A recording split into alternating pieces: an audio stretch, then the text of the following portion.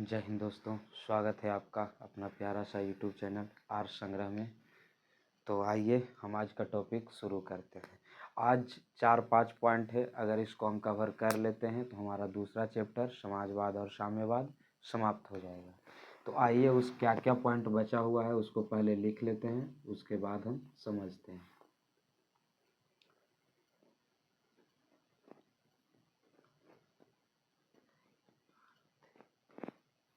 नई आर्थिक नीति, दूसरा पॉइंट हमारा था सर्वहारा वर्ग,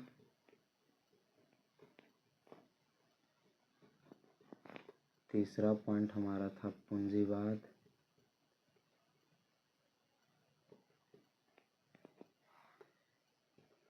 चौथा पॉइंट हमारा था स्टालिन, पांचवा पॉइंट हमारा था अक्टूबर क्रांति। अक्टूबर क्रांति। तो आइए नई आर्थिक नीति को समझते हैं।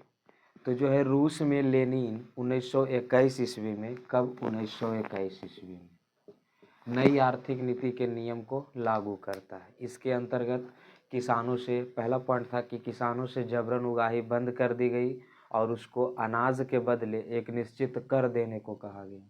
इसके साथ ही दूसरा पॉइंट था कि नियमानुसार जो है जमीन पर राज्य का अधिकार होता है, लेकिन व्यवहारिक रूप से जमीन का मालिक किसानों को बनाया गया। 2 पॉइंट हो गया। पहला पॉइंट हमारा ये हुआ, क्या हुआ बताओ? पहला पॉइंट ये हुआ कि रूस में जो है 1921 ईस्वी में जब नई आर्थिक नीति को लागू किया गया तो उसमें किसानों से जबरन उगाही को बंद कर दिया गया और उसको जो है अनाज के बदले में निश्चित कर देने को कहा गया। दूसरा पॉइंट था कि जो है नियमानुसार ज़मीन पर राज्य का अधिकार होता है, लेकिन व्यवहारिक रूप से ज़मीन का मालिक किसानों को बनाया गया। इसके साथ ही तीसरा पॉइंट ये था कि जब कर देने के बाद उसके पास जो भी अनाज शेष बच जाता है, जो भी उसके पास रह जाता है, वह उसका उपयोग अपनी इच्छा के अनुसार कर सकते थे। इतना ही नहीं, इसके साथ ही साथ नई आर्थिक नीति में जो है लोगों के संपत्ति के सुरक्षा के लिए विभिन्न स्तर पर बैंक खोला गया। विभिन्न स्तर पर मतलब कोई कम राशि जमा कर रहा है उसके लिए अलग, कोई ज़्यादा राशि जमा कर रहा है उसके लिए अलग। तो विभिन्न विभिन्न स्तर पर जो है बैंक को खोल करके नई आर्थिक नीति के नियम के अंतर्गत बैंक खोला गया, जिससे लोगों की संपत्ति की सुरक्षा होने लगी। इन सब चीज़ों को करने के बाद जो है रूस में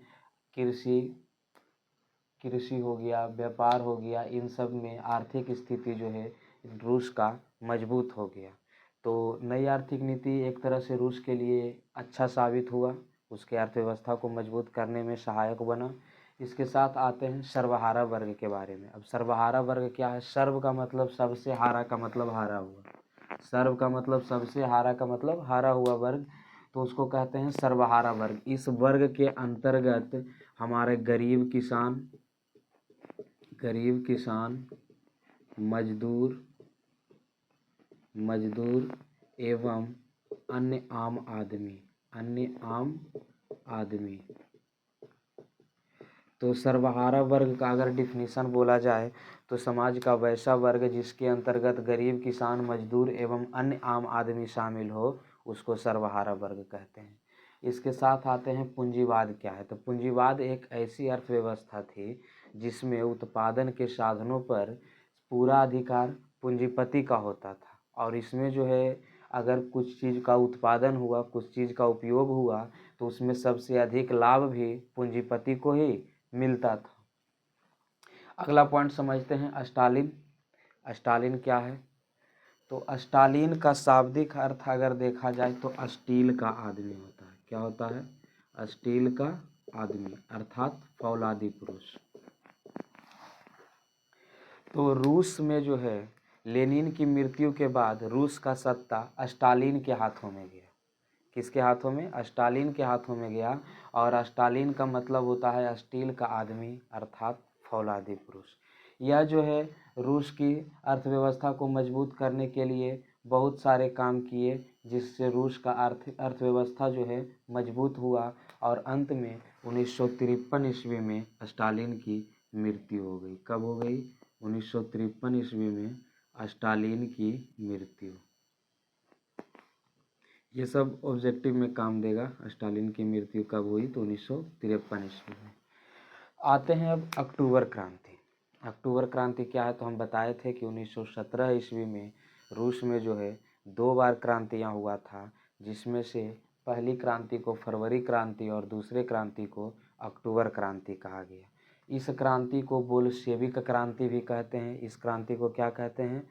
बोल्शेविक क्रांति। अब अक्टूबर क्रांति को ही क्या बोलते हैं? बोल्शेविक क्रांति। पूछ सकता है बोल्शेविक क्रांति का दूसरा नाम क्या था? तो बोल्शेविक क्रांति का दूसरा नाम अक्टूबर क्रांति था। या फिर अक्टूबर क्रांति का दूसरा नाम क्या था? तो अक्टूबर क्रांति का दूसरा नाम बोल्शेविक क्रांति था, जिसका नेतृत्व लेनिन ने किया था। अब जो है यह अक्टूबर के महीना में हुआ था। मैं पिछले वीडियो में बताया था कि यह अक्टूबर के महीने में हुआ था, लेकिन जो है यह तिथि ग्रेगोरियन कैलेंडर के अनुसार यह तिथि नवंबर 1917 की थी। किसकी थी? नवंबर 1917 की थी। लेकिन रूसी कैलेंडर के अनुसार, किसके अनुसार? रूसी कैलेंडर के अनुसार यह तिथि अक्टूबर की थी, इसलिए इसको अक्टूबर क्रांति भी कहा गया। और इसी का अक्टूबर क्रांति का ही दूसरा नाम है बोल्शेविक क्रांति।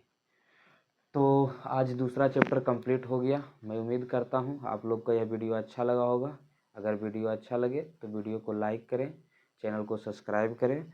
और हाँ, मैं 2 से 3 दिन के बाद, यानी कि कितना तारीख? 20 जनवरी इसी चैनल पर 20 जनवरी को मैं एक फुल NCERT ऑब्जेक्टिव का वीडियो अपलोड करूंगा। तो आप लोग उस वीडियो को ज़रूर देख लें। जो भी विद्यार्थी 2025 में एग्ज़ाम देंगे उनके लिए वह रामबाण साबित होगा। जय हिंद।